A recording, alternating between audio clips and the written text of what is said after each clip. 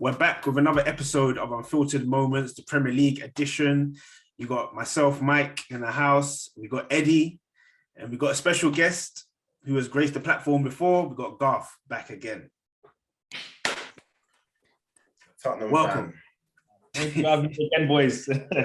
That's all right, no worries. How is everyone doing? Eddie, how's it going?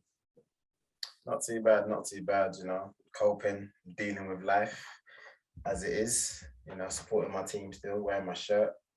How's it going, lads? Yeah, can't complain. We're good. I'm good. You know how life is. Yeah. It says this is our country. It's not a country, man. So yeah. Cost of living is going up, but Chelsea's still winning trophies, so I'm happy. At the moment, I don't know, man. Oh, the cost, bro. That trophy is so pointless. Why did they play that? Because we entered into the tournament by winning the Champions League. Come on. And also, it says World Club country, yeah, World Cup club countries, but there's no African. So what team won the African Champions League? It was Al Ali, I think. Ali, yeah, they were in as well. Yeah. They I think they're from Egypt. Anyway, let's move on, man. Basically, he's the champion from every continent. I don't believe. Yeah. My friend, let's move on. Yeah. Let's move on. Arsenal fans, he said the film. That's what I'm saying. They're not involved. They don't want to know. No, it's nothing to do with that. Like, let's just move on. I don't want to say anything that gets me. All right. Well, before we get into the nitty gritty, I think let's review game week 25. You know, we had some fixtures last weekend. Eddie, you want to go through them? Just a disclaimer: if Garth's video cuts out, can we see your hands? Yeah, put your hands in the air so we know. You know what? Listen, before we start, yeah, actually, you guys can start. I'm coming back. I'm going to the toilet. All right, so game week 25. What a game week that was, eh? What am I doing the voice? Joker. Man United 1, Southampton 1. Brentford 0, Crystal Palace 0. Everton 3, Leeds 0. Watford 0, Brighton 2. Norwich 0, Manchester City, Garth's new team 4. Burnley 0, Liverpool 1. Newcastle 1, Aston Villa 0. Sorry. Tottenham Hotspurs 0, Wolves 2. Leicester 2, West Ham 2. And there was a double game week for Manchester United. They played Brighton and they won 2-0 at home. So those were your scores for game week 25. Wow, Eddie, you've improved. I think it's like your uncle. What country is he from? You know, Ghanaian. I'm talking about. He's Ghanaian. Nah, he's a comedian, man. I think he's just messing about. Your uncle is too funny, Eddie, man. That guy's too funny. Well, we have to talk about Spurs versus Wolves. Obviously, Spurs lost to Wolves at home. Do we have to? Yeah, of course we have to, man. Did you watch the game, Eddie? Did I watch the game? Yeah. No. I only saw highlights. I saw the highlights. I watched the game.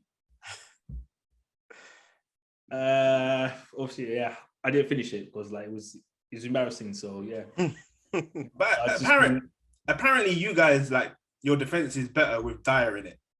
Even though I thought he was having a poor season, but apparently when he's in the team, you don't concede as much. I mean, like I see, Conte came in. He's been playing extremely well for us. So, yeah, I mean, obviously, before that, he was also dead wood. But Dyer has actually improved a lot. Right. At the moment, our best players are Ramiro and Kane. Ramiro, yeah. Okay. Ramiro is a defender. He's solid. What about Højbjerg? You don't think he's been having a good season? remind me of myself, you know, like in my prime days. It's more like Sanchez. That Vincent Sanchez. You does. Look at your life, man. But what I would say about the Tottenham game, I watched the highlights. Tottenham had chances, but I think, you know, you say Kane is one of your best players at the moment, but his job is to put the ball in the back of the net. He's playing again. He's playing too deep again. I don't get how Conte has changed his role, because I think when Conte came in, everyone was saying Kane's playing too deep. He needs to be more in the box to score the goals. But I don't see any different to what. Obviously, Tottenham's working harder, but I don't see any different to what's his name? Mourinho. Espirito Sanchez. Oh, no, Santo. Espirito Santo. Santo, yeah. You know, and you say you know, Romero, but Romero, we've only seen him in like bits and pieces. It's near enough injured every other game. I know, that's why I'm surprised you gave those names. No, I mean, he just came back from injury, yes, but whenever he's put on the shirt, like, the guy has been solid. But you lot still concede. But I don't think there's a game. I don't think there's a game. game that he's played that you lot have like dominated defensively. I think Dyer's only doing good because every time he has played, he has been our best defender. Okay, yeah, but that's not hard to be right now for Tottenham, to be fair. Well, obviously, it's in Arsenal. I knew he was going to say that. But anyway, in terms of Wolves, we saw what they could do against Arsenal. We've seen what they can do against the bigger teams.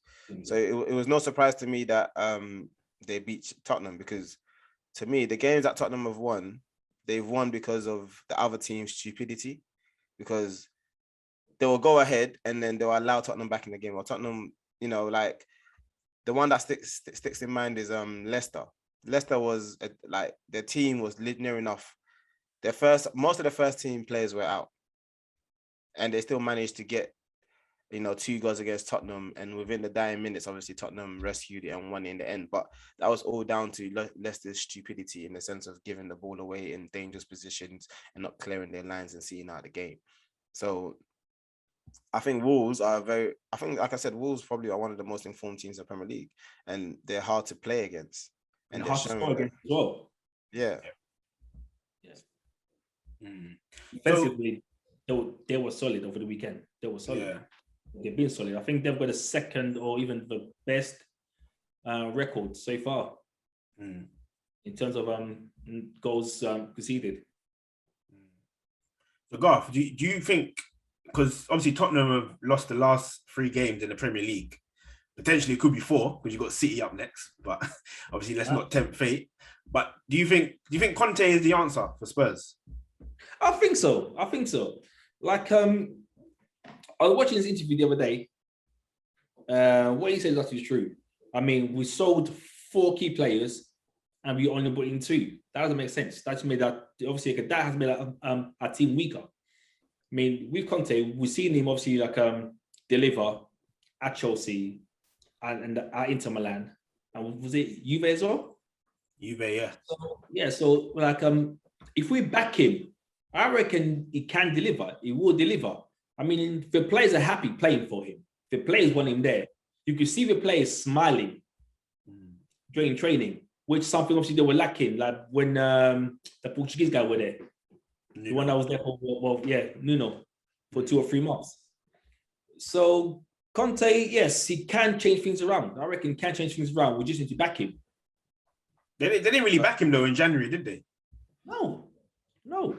But can you afford to back him? And because what are you backing him for? Like, because don't forget, are you backing him to win the title? The play that he wants. Yeah, but what is it going to be? That he wants. Pardon? What would be the end goal? Like, if you're backing him, are you backing him to win the league? Are you backing him to win a trophy? Are you backing him to win top 4? What is the purpose of top four of the league or a cup? Yeah, but you got to choose one, because you can't say, because obviously if he wants to win the league, he might have to make severe like purchases. You know what I mean? He's gonna have to buy and spend a lot of money. And if it doesn't work, your team can then be in a position where to win the league. Because finishing third or fourth is not winning the league. You are not a champion. You're just getting into the Champions League. Okay. But like I'm saying, obviously gone are the days where Chelsea did it. Now it's more so there's FIFA fair play. There's a lot of things into it that if let's say he was to spend the money, let's say he was to buy the players that he wanted, right? And next season you lot didn't win the league and you finish 4th. The money that he spent, is that going to equate to like your profits? Like, is it going to be good enough? Because don't forget, teams are going in debt nowadays. It will be good enough for Spurs, because don't forget, we've got the 62,000 seat stadium. Yeah. And like you said, finishing 3rd or 4th, Champions League. Yeah. Better get games as well, which obviously attract more fans coming to into the stadium as well. So yeah, definitely will. Definitely. Okay. So Garth, if you was manager of Tottenham, who would you pick in defence? Oh, my back three. Ramirez, number 1. Sorry, not Ramirez. Romero. Yeah. Romero, Dyer, and Sanchez. Romero, Dyer, and Sanchez. Not Tanganga. No. He's a liability. It's like playing Mike centre back. Man, come on. Yeah. But you know what? But he plays all right in a 4 though when he's playing right back.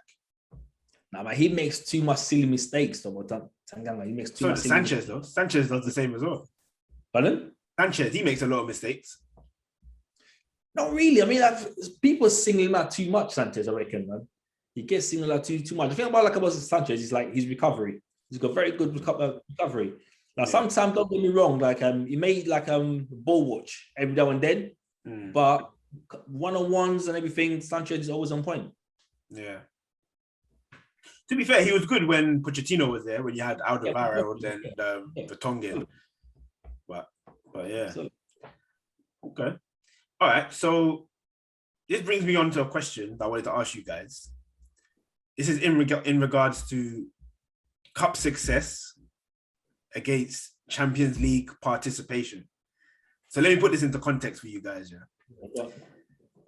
Does Champions League qualification overshadow the importance of cup success? So, for example, in the last 10 years, like Liverpool have won 2 major trophies and 1 other trophy, which was the Club World Cup. Obviously, it's not classed as a major trophy.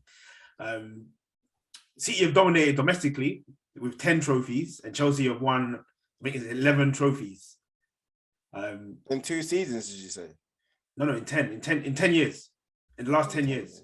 Yeah. Okay. So as fans, would you say your team is successful if you're winning trophies every season, but failing to get into the Champions League consistently? So I'll give you another example. So for example, you won the Europa League, which gets you into the Champions League. Yeah. But then you get knocked out of the Champions League in the early round and you fall back into the Europa League. But then you win the Europa League again. So you've won it 2 seasons in a row. So you're kind of like you're double champions, but you're not getting into Champions League consistently. Would you class that as success? Of course. Yeah. Champions League participation is only for bragging rights and ownership profits. It's not like fans that, I want to get top 4, To do what? You're getting top 4 to do what? To go participate and not win it. Yeah. But then again, you have to be in it to win it. Obviously, cup games, like I said, cups are easier to win than leagues, because leagues you have to dominate, every team. You have to play every team twice. Cup, you can avoid certain teams. So for me, when Arsenal was going Champions League, in the earlier years, I was very into it because we was challenging, we was trying to get to win it. But then I think the last 2 seasons where we was there, we were just participating, and I didn't want that. I'm thinking, what's the point? I go Champions League every year just to get smacked. Like, come on. Well, this is the thing, because obviously, remember the time when Arsenal won the FA Cup, I think 3 times in like 4 seasons or something like that. Yeah, I think but then obviously I think Tottenham, you guys were in the Champions League at that time, but you weren't winning trophies. You ain't won a trophy for a while. So would you rather have the chance of winning trophies than getting into the Champions League and getting battered and coming out in the early stages? Mike, okay, being in Champions League, it's not really okay, in a way, it's an achievement, but it's not really an achievement. If that makes sense, because like if you're in a competition, the aim is to win it. In any competition, no matter what it is, the aim is to win it. What's the point of being in a competition just for money? That's what I'm saying. Now they're just going into they just want to enter the Champions League, not to win it, but only for the money, only for the TV rights and etc. For the sponsorships, only for the money. But they build this narrative that being in the Champions League is the be all and end all, and it's like everything else. It is for small teams. Again, I'm never gonna say Tottenham's a small team because to me Tottenham's it's got bigger history than Arsenal. Like, but it is for like teams like Leicester, West Ham. That's what they aim to be. We're in Europe. Like West Ham are happy to be in Europe after how many years. But the reality of it is that to the detriment of their league position? Is that to the detriment of their players? Because once you enter such upper echelons in football, and you're a small club, you stand to lose your best players because it heightens their profile, and other teams who are bigger than you can spend more than you will come for your players. I.e., now Declan Rice is being seen by the whole of Europe. Yeah, and he's playing against European teams, and you're like, oh, okay, we want him, we can have him, and he might not. Obviously, some players do stay at a club for a long period of time, but it's just to me. Yes, Champions League should have always been for the champions, like how it initially started. Yes, if you finish second or third, cool. But now that they're trying to, make it, because now you have, mediocre teams going Champions League, and it's like, really? I get it. Yeah, like I said, the last 2 years of Arsenal being in the Champions League, we was mediocre, but our name obviously rings bells in Europe. So regardless, everyone want to play against Arsenal and want to play for Arsenal, some players. But I'm just talking about, the ones below the top, as they say, the top 6 now, but below really the top 4 that want to get into Champions League. It is for the financial benefit and to attract better players. Yeah. Because if Man City, Chelsea, Liverpool, Arsenal don't go into Champions League, they can still attract certain players, but certain teams cannot. Yeah. Okay. Good point. Yeah, I mean, I've always believed that cup success is important because there's no better feeling than seeing your team lift a trophy. Do you know what I mean? Because at the end of the day, when you're a footballer, you want to have medals and stuff to show your grandkids. Like, I won this, I played in this final. It's not that, I was in the Champions League for like the last 10 years in a row. You want to win. You want to win something. That's what Harry Kane's gonna say when he retires. I went Champions League. I went a few finals. I was close, kids, but I stayed at Tottenham. Like, he needs to leave, seriously. I didn't do a Sol Campbell. I stayed at Tottenham and I wanted to win something. Yeah. If you think about it, everyone that's left Tottenham has won something. And that again, but it's true because the thing is, like I said, I know it's true. I'm not denying it. Gareth Bale, Luka Modric, come on, the list goes on. Eriksen, Foyt, Villarreal. Yeah, Foyt. And now Real Madrid after him. I mean, Tottenham. After who? After Foyt? Yeah. Wow. Seriously, I don't know, man. I don't know. I won't say. Luis Diaz, we had him in the hand. We had him. Even their manager. I swear. What's his name?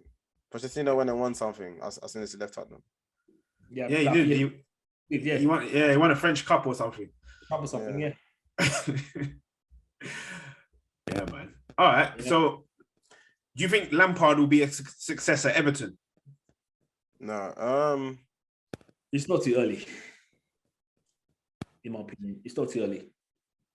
Yeah, I think personally, like with Everton, the problem is I think the whole squad they need a rebuild.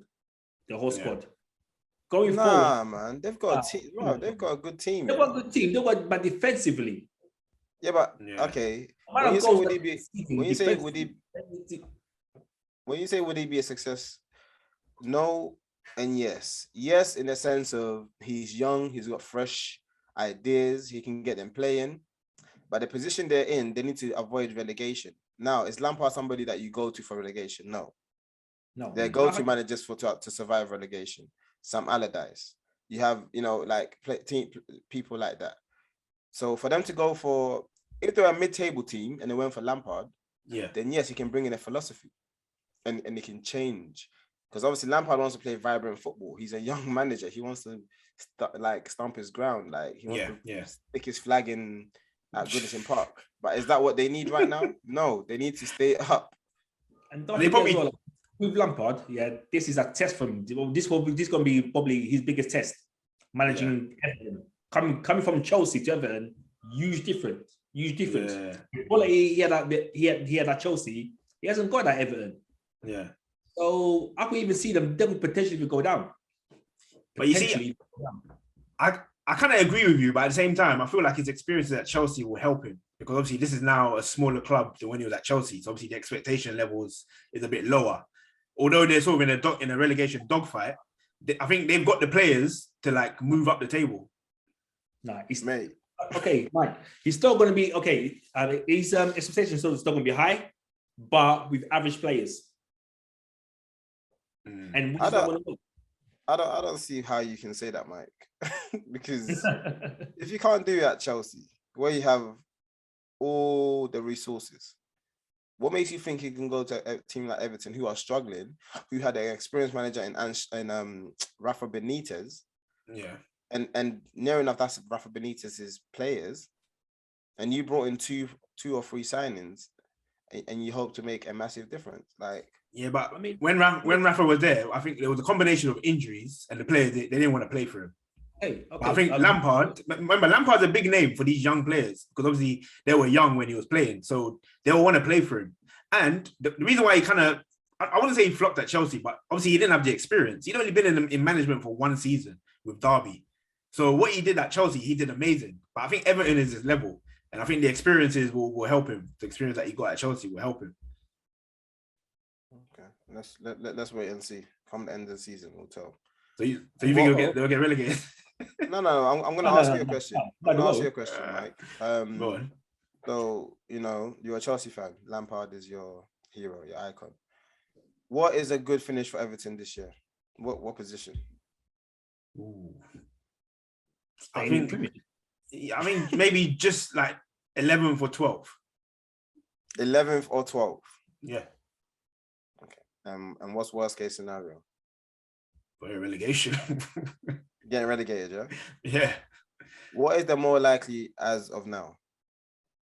Getting relegated. Well, yeah, they're closer to the bottom, so yeah, relegation. Okay.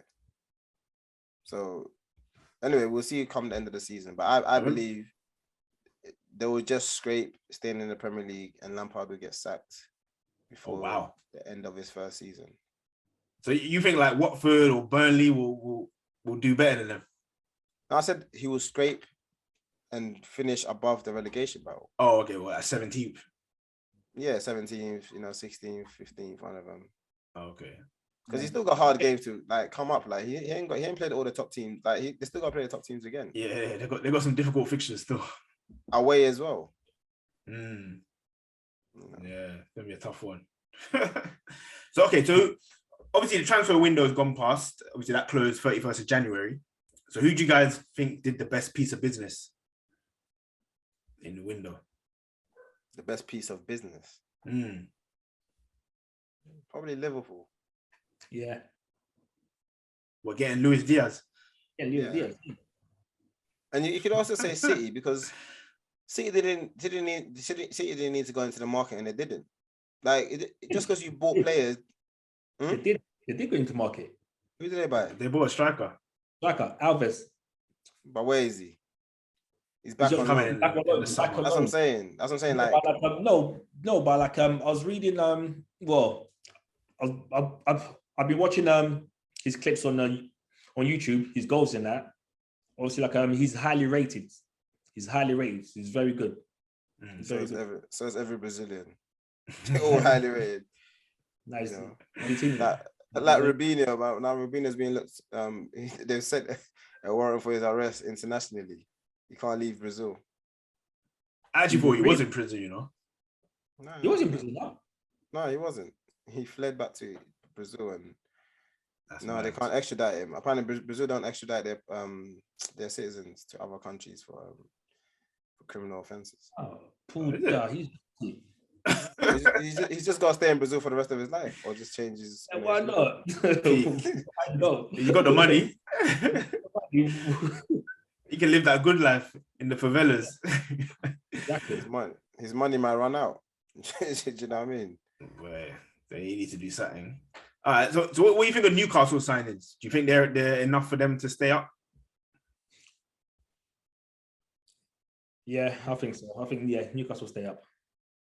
Again, I can't say it's too early. You know, they beat Aston Villa 1-0 and everyone's talking about they're going to stay up. This is my issue with these pundits. They beat Everton 3. Was it 3-1? 3-0. 3-0.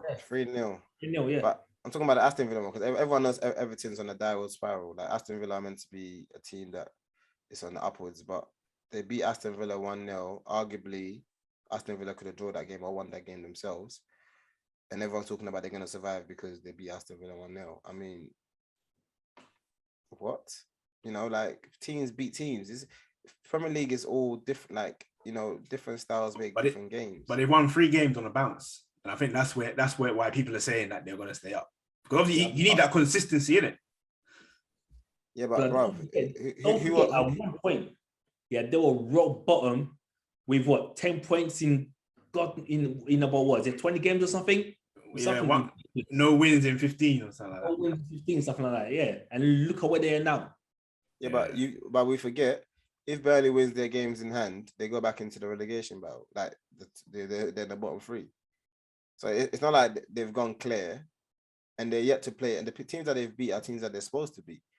So they're yet to play the top teams. Like they've got West Ham this week.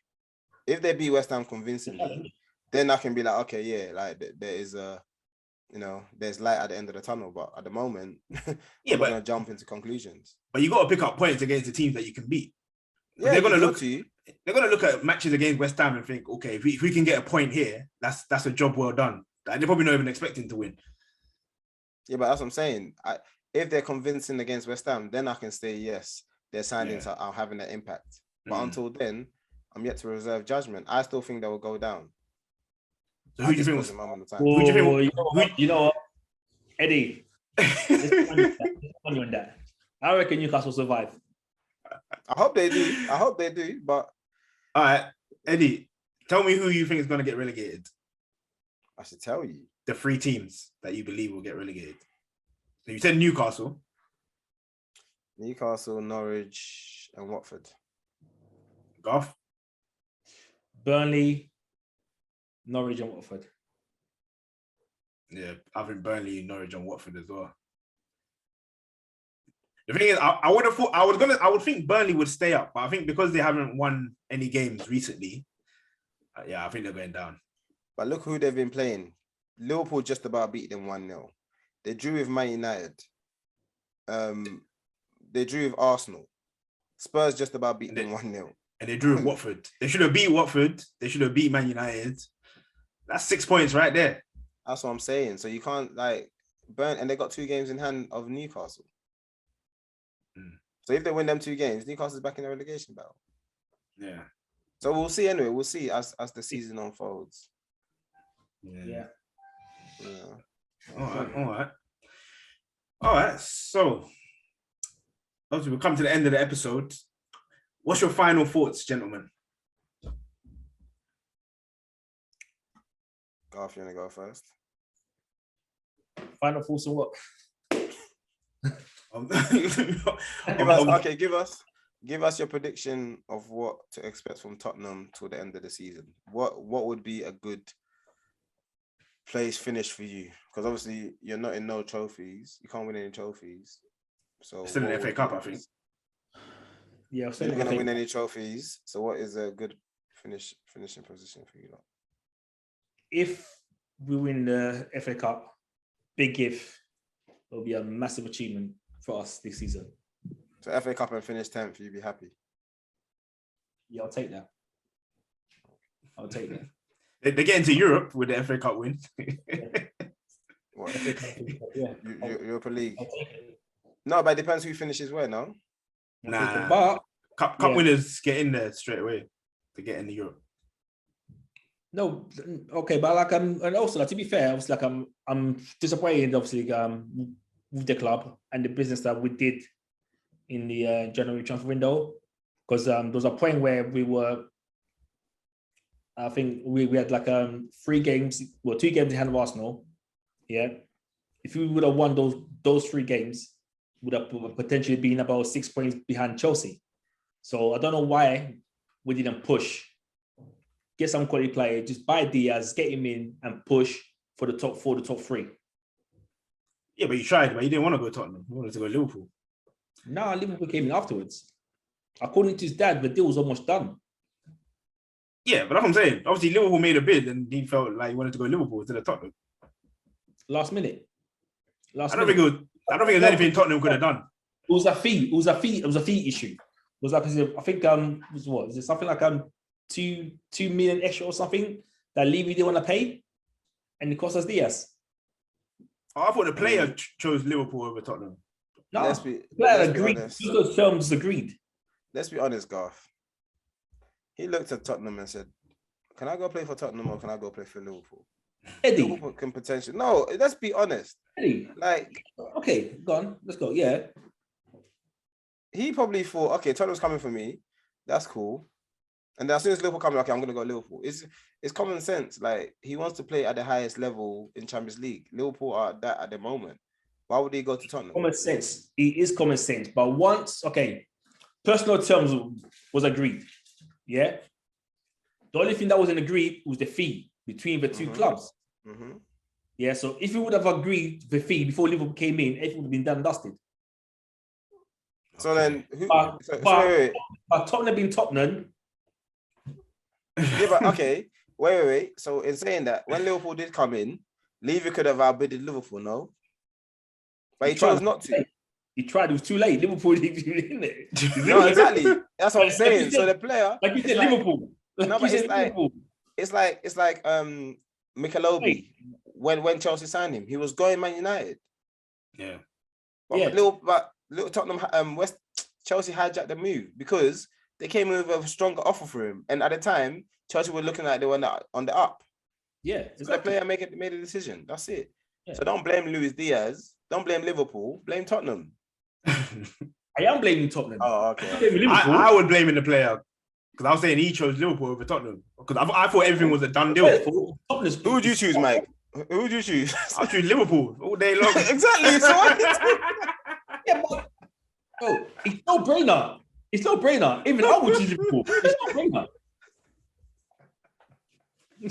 But anyway. All right. Well, that's the end of the episode, guys. See you on the other side on the next episode. Like, share, and subscribe. Peace. Man even said even I would choose Liverpool and he said Tottenham.